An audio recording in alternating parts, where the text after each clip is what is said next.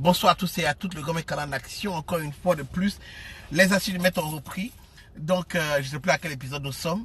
Mais voilà, donc vous pouvez m'ajouter donc sur le point grand maître Instagram, le grand maître sur Facebook, je suis habillé en tout blanc. Et, pardon, le maître 225 sur YouTube, n'oubliez pas de cliquer sur la cloche, de subscribe. Et puis on ensemble, posez vos questions inbox, Instagram, et je suis prêt à répondre à toutes vos questions. Et puis on ensemble, comme je dis, les consultations, j'en fais toujours. C'est 50, la devise où tu es. Voilà, ici tu es en Europe, 50 euros, tu es aux États-Unis, 50 $, tu es au Canada, mais voilà, en fait c'est ça, mais bref. Donc voilà un peu. Alors, aujourd'hui le thème est très simple, très simple. Qu'est-ce qu'une femme doit savoir quand elle s'en va se marier? C'est pas moi, c'est pas que je vais attaquer les femmes, parce que les femmes disent toujours que les femmes attaquent les femmes. Non, ce sont les femmes qui m'ont posé la question de savoir, parce qu'elles disent qu'elles ne savent pas, elles veulent garder leur mari, et puis ça se passe bien, qu'est-ce qu'elles doivent faire? Ok. Je pense qu'on a parlé de la soumission la dernière fois, dans l'autre vidéo, pour ceux qui ne savent pas, allez regarder la soumission. Donc on parle plus de ça. Bon, ça c'est un acquis, voilà, MMSC, voilà. On a parlé de la soumission à part. Pour ceux qui n'ont pas regardé, avant de commencer à crier ici, à tituber, à dire des conneries, allez regarder la vidéo sur la soumission. Parce que quand on dit soumission, tout le monde commence à crier. Quoi? Tout le monde se met sur son truc. Allez regarder ce que j'ai dit. Ne m'attaquez pas sans avoir regardé la vidéo. Anyway. Alors, maintenant, parlons un peu. La première des choses, j'ai toujours dit aux gens que les femmes demandaient de l'amour et tout le reste. Parce que c'est même biblique, c'est écrit que l'homme doit aimer sa femme. Donc, une femme, c'est sentimentale. C'est tout ce qui va avec le sentiment. Si tu l'aimes, elle en jette. Tu payes quelques fleurs. Tu dis, bébé, je t'aime. Oh, elle est contente. Mais tu m'aimes, non? Oui. D'ailleurs, même quand tu parles, si elle sent que quelque chose est joli ailleurs, elle va te dire, mais aime-moi. Tu vas lui dire que tu l'aimes aussi bien. Tu es la plus belle femme du monde. Mais si, ah, la gueule, elle est patin. Bébé, aime-moi. Ah, ben, toi, tu es la plus belle femme du monde. Bon, on a été juste un peu coupé. Et donc, justement, il faut toujours l'aimer et lui montrer que tu l'aimes. Les garçons, c'est différent. Est-ce que lui montrer, lui dire que je t'aime, c'est ce qu'il faut? Oui et non. Oui, parce qu'on a besoin de savoir que nous sommes les plus bons garçons du monde que tu as connus aussi. Mais vraiment, ça nous fait rien. Au contraire, on est un peu honte parce qu'on n'est pas habitué à entendre ça. On n'est vraiment pas habitué à entendre ça. Donc, on est gêné, on ne sait pas quoi dire. Quand on dit je t'aime, il répond moi non plus. Voilà, il ne sait pas ce qu'il va dire. Mais par contre, si tu respectes ton homme, il sait que tu l'aimes. Pourquoi c'est comme ça? Parce que c'est même biblique. Donc, la femme doit respecter son homme. Donc, tu respectes ton homme, donc il sait que tu l'aimes. Donc, première des choses, le respect. Le respect. Très important. Le respect. On parlait la dernière fois de préparer. Depuis une époque, on disait que, ah non, si tu sais préparer et que le bas-ventre est plein, ça va. Ben réveillez pour en 2020. Et, croyez-moi, les filles d'aujourd'hui sont encore plus nulles qu'avant. Préparer n'est pas un prérequis. Je préfère vous dire non, écrivez, préparer n'est pas un prérequis. Parce que guess what? Nous les hommes, on sait plus préparer que les gars. En 2020, les hommes savent préparer, mais de la mort. Vous savez pourquoi? Parce que quand ils devaient s'asseoir pour apprendre à préparer leur maman, oh, je vais être un peu vulgaire. Puis-je? Oui, ok. Quand ils devaient s'asseoir pour préparer leur maman, ces petites connes se sont habillés, on préfère porter les leggings pour être dans ce coupé décalé. Ou bien certaines ont décidé, donc elles, d'apprendre à préparer ce qu'elles les aiment. Elles n'ont pas compris la chose. Donc maintenant que tu arrives dans un foyer, tu penses que si tu prépares, tes conneries que toi tu aimes là pour nous, on va aimer. Et si on n'aime pas. Donc, pendant que les femmes faisaient ça, nous on s'est assis, on a vu que, ah, tiens, on dirait que personne n'a préparé pour nous. Hein. On était à l'université, non, on n'est pas là. Les parents sont au pays, on a assis, ça chauffe sur nous, on a dit, oh my God, fuck it. Et c'est là qu'on a découvert le mystère du riz. Voilà, on a démystifié le riz. On a vu que si tu mets de l'eau à bouillir avec un peu d'huile, un peu de sel, quand l'eau commence à bouillir, que tu ajoutes le riz à un certain niveau, quand ça monte et que tu fais que tu diminues le feu, ça fait du riz. Dès qu'on a découvert ça, c'était gâté. On a commencé à faire sauce graine, chip, tout ce qu'on aimait. En ce temps, nous, on ne prépare pas pour vous. C'est vous qui devez préparer pour nous. Donc, au moment où tu arrives dans le mariage, nous, on sait faire tout ce que nous, on aime. Donc, tu as fait de préparer là. Faut enlever ça, tu as perdu ce point là. C'est fini. C'est fini. D'ailleurs, même on accepte des femmes qui ne savent pas préparer. On les accepte. On accepte. Parce qu'on veut leur apprendre à préparer. Et voilà. Donc, préparer n'est pas un prérequis, mais si tu l'as, c'est bien. Tu comprends? C'est comme quand tu vas chercher un boulot. Un permis de conduire n'est pas un prérequis, mais si tu as le permis, c'est un point en plus. C'est pareil. Ensuite, je vais arriver à la partie sexuelle plus tard, parce que je sais que les gens s'attendent à ça. Ensuite, il faut comprendre une chose. C'est Marcos qui disait que c'est quand tu te maries que le combat commence. Et puis c'est vrai. Parce que la plupart des filles se disent que on m'a marié, c'est fini. Non. Non. C'est là le combat commence. Parce que la même année que tu as marié, on peut te divorcer. Et puis le pire, c'est que si on t'a divorcé, nous, on peut se remarier. C'est vrai que les femmes disent qu'elles peuvent se remarier. Mais croyez-moi, c'est pas aussi facile que ça. C'est pas aussi facile que ça. Parce que je connais une fille qui était mariée, qui a eu un grand mariage, qui est passé à la télévision et tout. Quand je suis arrivé, ma petite, tu me plais, elle m'a déjà dit dès le début, elle m'a dit, j'ai pas envie de me marier parce que je sais pas quel mariage tu vas m'offrir. Tant que j'ai eu le plus grand mariage au monde. Donc si je dois être quelqu'un, c'est quelqu'un, je suis sans mariage. Donc c'est fucked up dans sa tête déjà. Mais bon, ça tient à chacun.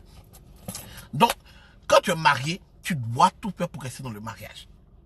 Ça veut dire que quoi? Il faut faire la différence entre l'ingérie, et puis Victoria's Secret. Il faut faire la différence entre les deux.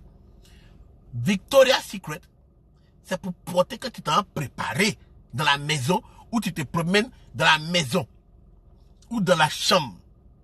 L'ingérie, c'est ce que tu peux venir te coucher. Ma petite, faut comprendre. Victoria's Secret, c'est fermé. On doit apprendre à déboutonner ton haut derrière. Surtout que c'est les mélanges des cordes attachées. Il faut qu'on enlève. C'est compliqué. Pourtant, c'est sexy quand tu es en train de cuisiner avec. Ça me donne l'envie de te reprendre, de t'envoyer, déchirer tout ça, puis de t'envoyer en haut. Dans la chambre. Pour ceux qui sont en haut. Sinon, c'est en bas. Pour ceux qui sont en bas. Tu comprends, non? Mais, l'ingérie, c'est différent. Les blancs appellent l'ingérie là. C'est un habit dans tel point. Il n'y a pas caleçon. Il n'y a pas soutien. C'est comme un rideau, tu fais comme ça, c'est ouvert. Donc l'ingérie, c'est pas là au lit. Victoria's Secret, c'est pour porter dans la cuisine. Il faut que vous compreniez les choses. Parce qu'on ne peut pas vous parler. Donc, les femmes sont toujours frustrées quand on leur dit des choses. Non, il faut comprendre.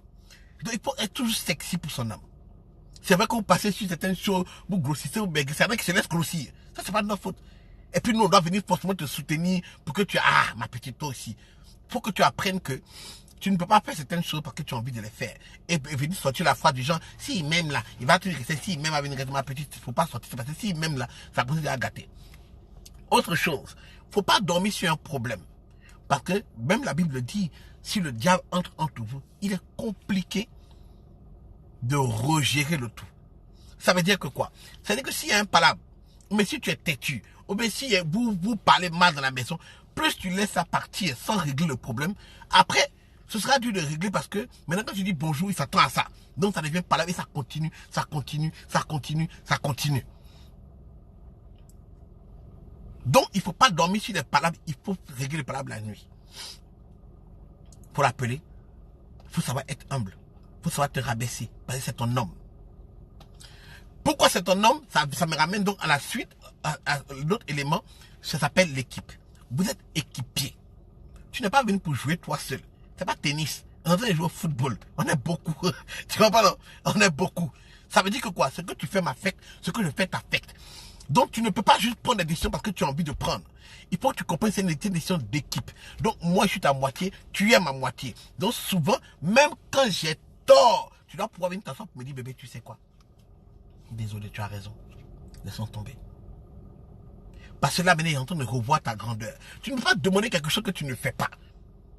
Toi-même, tu ne peux pas demander à recevoir quelque chose que toi-même tu ne fais pas. Alors s'il n'est pas assez grand pour le montrer, parce qu'il faut aussi comprendre que les hommes ont beaucoup de fierté. Et ça, on va venir sur ça. Beaucoup de fierté. Si tu n'es pas prête à lui montrer la voie de ce qu'il doit faire quand c'est toi, tu ne peux pas lui demander ça un jour. Fais-le d'abord. Et puis quand il commence à acter, tu dis, bébé, tu vois, la dernière fois, l'amour est fait pour moi. Et puis sentiment, tu vois, la dernière fois, tu vois, à chaque fois que je fais parler avec toi, je viens te dire non. Tu m'en pardonnes. Et puis tu vas voir qu'il va dire, bon, c'est vrai. Pardon, bébé. C'est aussi simple que ça. Les palabres, là, souvent, c'est des palabres à la con qui ne tiennent qu'au bout d'un fil. Ce n'est pas grand. Alors, maintenant, allons-y sur la fierté de l'homme. L'homme, pour reconnaître que ton homme il est fier, c'est un homme. Donne-lui sa place d'homme. Laisse-le être l'homme. Il est fier. Souvent, on ne peut pas dire, je m'excuse. On le fait par différentes choses parce que peut-être, pardon, parce que peut-être il est trop guindé, trop gonflé. Mais là, ça lui fait mal. C'est comme si c'est rabaissé. Il y a des hommes comme ça, pour ceux qui ont choisi ce genre d'homme. Alors dans ce moment-là, ce qu'il faut faire, c'est quoi? Il faut accepter tous les petits trucs qu'il fait pour demander pardon. Sans qu'il le dise. Il peut t'acheter un cadeau. C'est pardon, t'entends te demander. Il peut te dire, sortons, on manger. C'est le pardon te demande. Il peut te dire, viens regarder un film. Ça part du plus petit truc nul au plus grand. Faut juste le comprendre. Parce qu'un homme, c'est un bébé. Ne pense pas que c'est toi qui es son bébé. Ah non! C'est pas parce qu'on t'appelle bébé que tu es bébé. Ma petite, dans la maison, là, c'est le gars qui est le bébé. Il faut que tu te réveilles. Il faut que tu te réveilles. C'est pas toi le bébé, c'est lui qui est le bébé. D'ailleurs, quand toi tu es malade, tu souffles. On est à côté de toi et tout. Maintenant, quand nous on souffle, on est malade, on pleure. Qui est le bébé?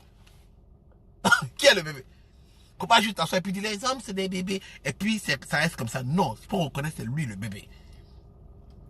Tu comprends? D'ailleurs, quand tu vas voir un enfant et que tu vas plus s'occuper de l'enfant, il va commencer à être jaloux. Parce que bon, le petit est venu sucer ses seins. C'était pour lui à la base. Non. Anyway, laissons tomber l'histoire. Donc, c'est ça.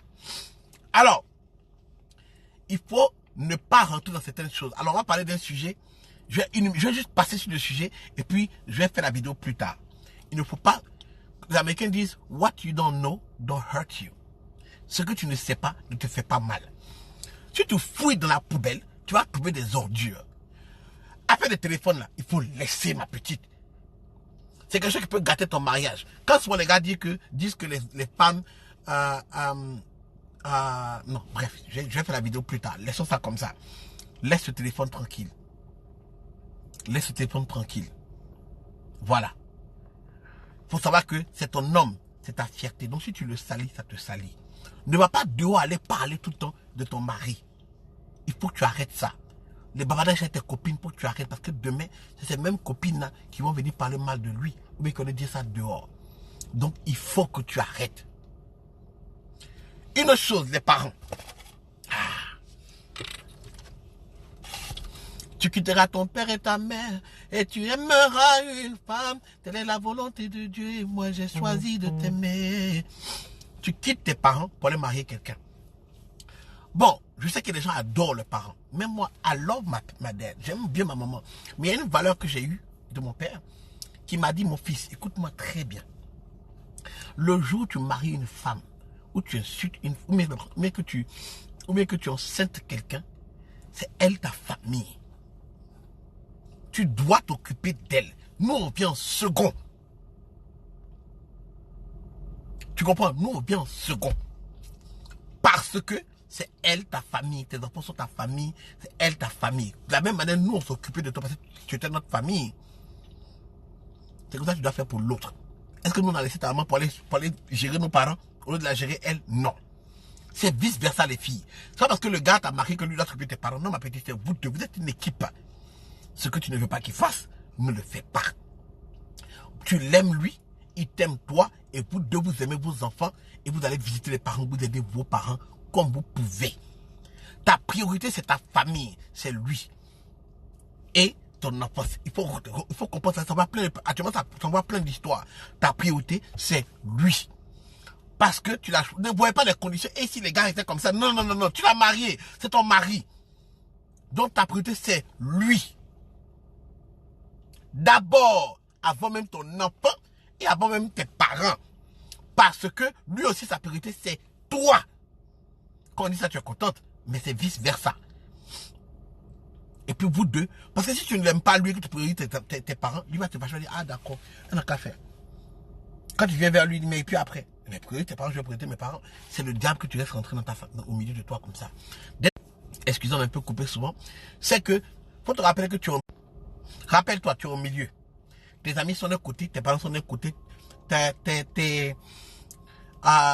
ton travail est d'un côté, ton mari est d'un côté. Tout ce qui t'entoure est autour de toi. Si une personne se lève pour aller insulter le puis te dépasse, c'est de ta faute. Parce que tu n'as pas su gérer les relations. Si tu mets les bases autour de toi, il n'y aura aucun problème. Tes parents ne doivent pas insulter le gars. Le gars ne doit pas insulter les parents parce que tu es au milieu. Tu comprends? Voilà, tu dois éduquer tes parents et tu dois éduquer ton homme. Tu dois éduquer tes amis, tu dois éduquer les gens de ton travail. C'est un gros travail. Les gens disent, oh oui, c'est marié, c'est marié. Non, ma petite, c'est marié, c'est pas aussi facile que ça. Il y a trop de problèmes dans le mariage. Il faut être une personne sensée. Maintenant, et ça on peut l'expliquer plus tard, on peut développer plus tard. Maintenant, revenons Une petite parenthèse, pour ceux qui ont déjà des enfants, quand ils rentrent dans le couple, je rappelle, la règle que j'ai citée la dernière fois est très importante pour vous. Il faut aimer le gars. Si tu aimes le gars, il va bien s'occuper de tes enfants. Il va les aimer comme ses enfants. Tu comprends? Mais si tu aimes tes enfants plus que lui, il y aura problème dans la maison. Vous comprenez? On n'a pas de pas aimer ses enfants, mais il faut savoir faire juste pour comprendre où tu es. C'est ton mari. Tu vois, c'est une chose qui envoie une autre, qui envoie une autre, qui envoie une autre. Comme disaient les gens au Zouglou, c'est les petits palabres qui envoient les grands bang bang. Dernière chose donc, c'est le sexe. Il y a beaucoup de choses qu'on peut énumérer, mais on va s'arrêter là. Le sexe. Ma petite, dès l'instant où tu t'es marié, c'est karaté que tu dois faire au lit. Non, ma petite, il faut sauter sur lui-même. Quand il rentre pour le pocher, les gens te disent non, je suis fatigué. Si tu aimes, tu connais ton gars, tu sais ce qu'il aime sexuellement. S'il aime sexuellement, s'il aime faire l'amour, mais tue-le. Si c'est pas un gars qui aime tellement ça, bon, on s'en fout. Mais tu ne peux pas donner l'occasion au gars d'aller dehors en chercher. Parce que dehors, il y en a.